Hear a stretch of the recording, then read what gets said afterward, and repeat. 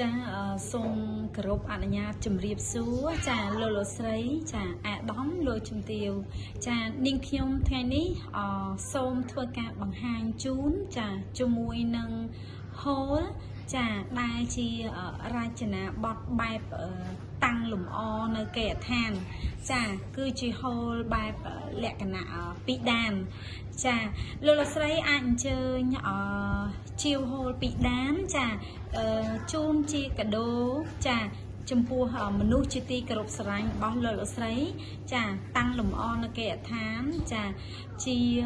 វប្បធម៌ខ្មែរមួយដ៏ប្រពៃដែលមានគេហៅថាលក្ខណៈបែបខ្មែរចាវប្បធម៌របស់យើងចាហើយមួយវិញទៀតចាគឺ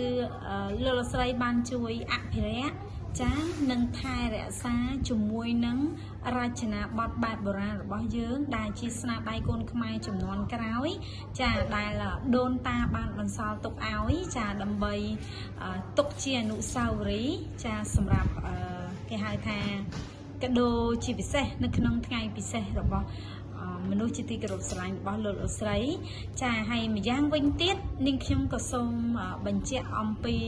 រចនាបថនីមួយចាគឺបានណែនាំនិងបញ្ជាក់អំពីអត្តសញ្ញាណរបស់យើង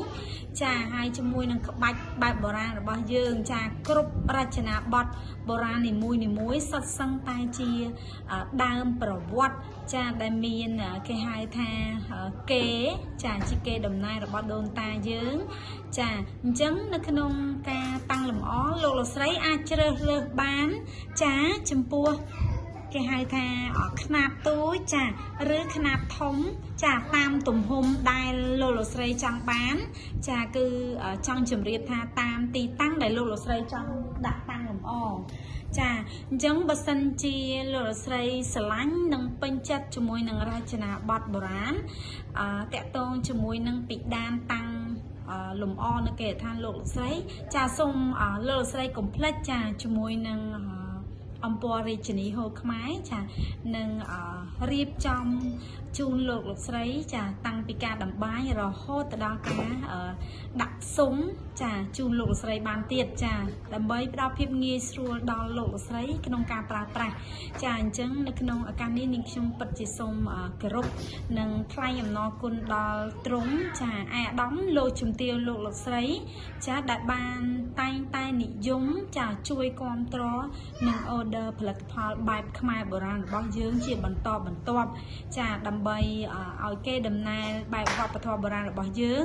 ចាបន្សល់ទុកដល់កូនចៅចំនួនក្រោយឲ្យបានស្គាល់ឲ្យបានយល់ឲ្យបានដឹងអំពីវប្បធម៌បុរាណដែលមានភាព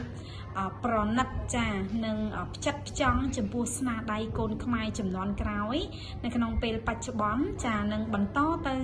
ដល់កូនចៅចំនួនក្រោយរបស់យើង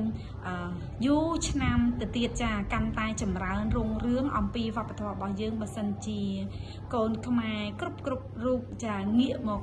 ផ្ដល់គុណតម្លៃនិងតម្លៃនៃវប្បធម៌របស់យើងកាន់តែបានល្អជាងនេះចាអញ្ចឹងនាងខ្ញុំក៏សូមប្រសិទ្ធពរជ័យដល់លោកស្រីចាសុខចម្រើននៅក្នុងក្រុមគ្រួសារចាហើយអ្វីដែលជាចំណុចសំខាន់បំផុតគឺសុខភាពល្អចាអរគុណជម្រាបលា